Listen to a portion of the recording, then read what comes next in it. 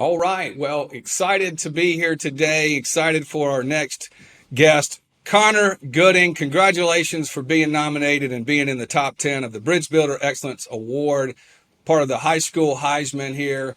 You're not only a great football player, but you have great grades and you're giving back to the community. So congratulations and thank you very much. Yes, sir. Thank you. So again, Connor, want an opportunity to get to know you a little bit. Tell us a little bit about where you go to high school and what position you play. Yes, sir. I attend Gilbert High School in Gilbert, South Carolina. Um, I played tight end. I played varsity for 3 years. Um, and it's a small school within Gilbert, South Carolina, right outside of Lexington. It's a small community, but football is definitely strong there. And there's definitely a big community support around there. That's great. So you're playing tight end. Are you going on to play football somewhere next year? Yes, sir. I plan to further my academic and athletic career at Southern Miss in Hattiesburg, Mississippi. So I'm blessed to be able to do that and work with Coach Huff and the program he's got going down there. So I'm excited for that opportunity. Yeah, that's exciting. Southern Miss. So, I tell you, you have really made a name for yourself in the community. You've got an incredible nomination and a lot of fans supporting you because of the excellence that you have demonstrated. Can you tell us what does excellence mean to you and how have you achieved such high levels of excellence? Yes, sir. I mean, excellence to me is really just always doing my best and whatever I'm doing, if it's in the schoolhouse or out on the field, it's really always doing my best and staying consistent because I think consistency goes a long way.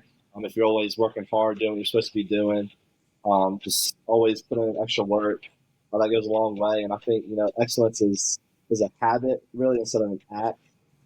So I think if you keep on doing things to keep on getting better, you'll reach excellence. And I think it's important not to say satisfied. Always looking to get better. And then whenever you start seeing that people are helping you and people want the best for you, that's kind of whenever you see there's I can exemplify excellence. That's excellent. Yeah, people pulling for you and always raising those standards and doing the best you can. Talk about that a little bit. The people that have helped you be mentors for you along the way. Yes, sir. I mean, definitely my coaches. I really give a lot of credit to them. Coach Lee Park, Coach Oz, those are really my two head football coaches during my high school career. They did a great job of helping me on the field and pushing me to be a great athlete out there and always looking out for me. But also off the field, they made me a better person and taught me a lot of things that I can carry on outside of football. How to be a leader, how to treat people right.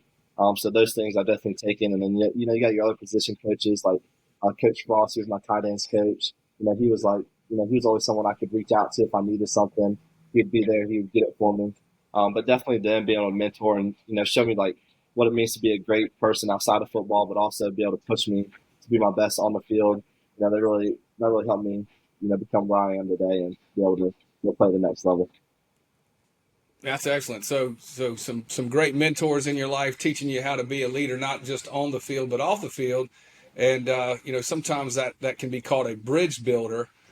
Tell us about that. You've been recognized as a bridge builder. What does that mean, and how do you do it? How do you become a bridge builder? Yes, sir. I mean, it's just a great honor to be a bridge builder, and I think it really is what it means to exemplify a student athlete. So doing great in the classroom, keeping up your grades, making sure that's intact, and then also being able to go out there and compete at a high level on the field.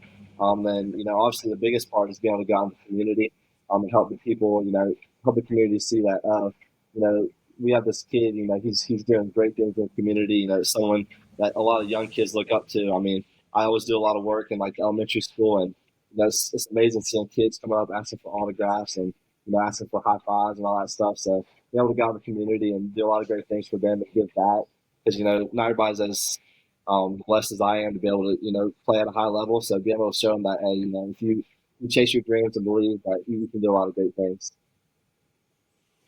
That's fantastic. So giving back to others and letting them know that just because they're not a tight end doesn't mean that their dream's not important and that they can't achieve it. I love it. So, That's fantastic. So are there any questions that you might have for me? yes, sir. I actually do have a question.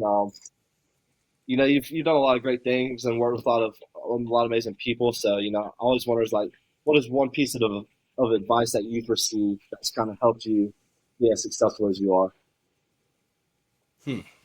That's a great question. I think that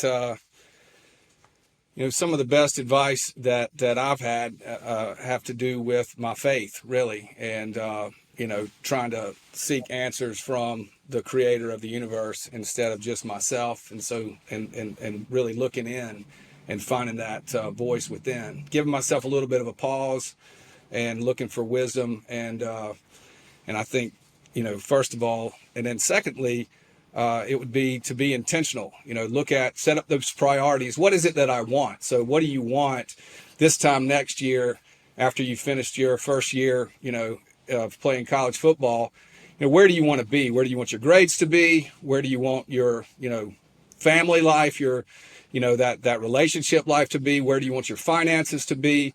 And, where do you want, really your faith to be as well? And then set that up in a way that every week you're carving out your schedule in a way that sets you up to succeed. Yes, sir. Perfect. Well, let me ask you this. Let's say that I was a freshman coming to your school there at Gilbert. What would you say to set me up for success? Definitely, I would say it's important just to get involved. That was something I did early whenever I got in high school. So I was a part of FCA, so doing that was something that I was really interested in. But a lot of schools offer so many great clubs they can be a part of. It allows you to kind of come together and get a lot of like social skills and leadership skills that maybe you wouldn't if you weren't in clubs. Beta club's a great way to get out to the community, help people like that.